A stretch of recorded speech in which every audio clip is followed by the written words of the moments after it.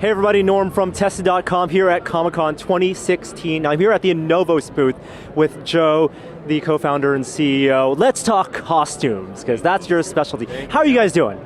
Hanging in there. We just got back from Star Wars London, right? Celebration. Star Wars Celebration London, so the brain's a little scrambled after 10 hours of flight, but it's been good. Hanging in there, but we're just happy to be here. I know you have Star Trek on the mind because the premiere was at Comic-Con just yesterday. The live orchestra. God, yeah, you can't beat that experience. First of all, that movie, fantastic movie. You guys have to go see it when you get the chance. Having a live orchestra, that was really nice. Having fireworks, that was really cool too. But the actual movie, the story, the pace, I felt like I was watching 2009 all over again, and just as excited. And going forward, a lot of fans out there are going to be wearing your costume. So let's talk about, you guys have the license to do the costumes. Now you've done all manner of Star Trek uniforms. Yeah. The original series, Next Generation, the 2009 one. Yeah. It's a new costume this time, so tell me what are the things that get called out to you as someone who has a license to make the replicas from the fabric perspective, from the cut and sew perspective. Well, the nice thing about this movie is that they actually, believe it or not, they went back to some of the basic shapes and elegance of the original series. Now, even though the fabric is different, it's starkly contrasted different than the 2009 sort of the emblems all over the place look. When you take a look at the female, for instance, we've returned back to, or Star Trek has returned back to the long sleeve version, which enables the females to have ranks now on their sleeve, very visible. And the nice thing is that they've actually, when they designed these costumes, they've actually implemented certain pleats with different materials to allow, what I call sort of customers cheating, if you will. That allows companies like us to create a singular size and have up to 2 to 3 different sizes actually in the costume because of that expansion capability.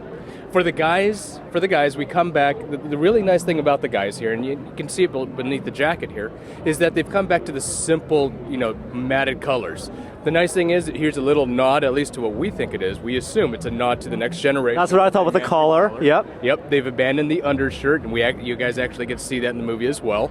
And it's just a simpler drape, but the nice thing is it has shoulder pads, so it gives the costumer a nice shape, a definite feel to the body, and also the waists are tapered, so it actually hugs the body a little bit better than even the 2009 shirts. Not just the waist, I noticed also the back is tapered because you have the seam around the shoulders, and so it goes around the arch on the back, which is nice. You can't see it here, but there's this beautiful arch, this arch seam that happens in the back here that gives a nice draping, so you look good forward and look good backwards. So they really thought about this one, and we're really happy to show this. One of the other elements that we decided to do with this uniform, and you could see it here, is we went ahead and recreated the new Star Trek Beyond pin. The Insignia. The Insignia. And what makes ours a little bit different is that it's actually cupped, just like the original, and it actually has a durable 2-piece construction so that it captures the exact same emblem that you see in the movie. That's going to come with all the uniforms and all the dresses. Is that adhesive based? For production, they were actually glued on adhesives that are shape of the Delta. We actually experimented with adhesives, with magnets, but we actually found that still the best way of doing it is through the pinbacks.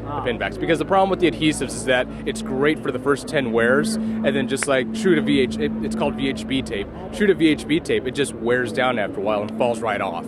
So as a company, that's kind of where we weigh in accuracy versus durability, and we had to go with durability. I gotta imagine some fans are gonna take that, cut off the pin, and use their own adhesive if they don't want to puncture the suit, and that's an option for them. Well, that fan kind of sounds like something you would do. Now, this is something I haven't seen. You guys also have what are they calling this jacket? The flight jacket, the away team jacket? It's technically called the survival jacket that are used in the Kelvin pods, right? And that's a term that we get to see in the movie. The Kelvin pods, basically named after the Kelvin ship because of the survival. They were called survival pods because The escape pods. The escape pods, exactly. I could get into the whole story of it, but I don't want to bore you. But essentially, we're calling it the survival jacket. Some people call it the Kelvin jacket. But basically, it's the survival jacket that's supposed to be accompanied in all the survival pods to escape ships. And so the way this is constructed is extremely complex, as you can see. A lot of piping, a lot of different materials, a lot of dye, and it's really pushed our manufacturers over in Taiwan to really come up with something fantastic and really challenge them. And I'm really happy to say they came through. This is actually a production prototype, so this is what people will be getting. So many different fabric materials and different stitching. Now, is this material screen printed on to get that texture? How is that being manufactured? Believe it or not, this is actually, well, I would say Asian commercially available. But yeah, the way that this is constructed is screen printed on with a high pressure technique that actually gets this thing on there, embeds it so it's actually washable too. Wow. And the same thing goes for, it's the same fabric that you see in the forearms as well as the shoulders. And then you got the neoprene sort of web that actually started becoming popular in the last 3 years. So they incorporated that. One of the real subtle details that people will be really pleasantly surprised with is we're including metal elements. These are actually metal here. And it's just a nice addition to the jacket that really kind of frames the person's torso. Now, in product development, you're getting fabrics. Are you actually getting from like the costume designer Sanjay Hayes their rolls of fabric, and then you go find your suppliers to match it? Like, what is the tolerance for you guys to get it as close as possible? What's good enough for you? Well, good enough for us is typically like 99%, which is not really necessarily good enough. It's just when they give us materials in order to work, sometimes it differs. Sometimes you get swatches of fabric. Sometimes you actually get the sourcing of where the fabric came from. In this particular case, all we got was the jackets for this one. And our lead softlines director, Megan Hensley, fantastic job at sourcing a lot of these materials for us for production.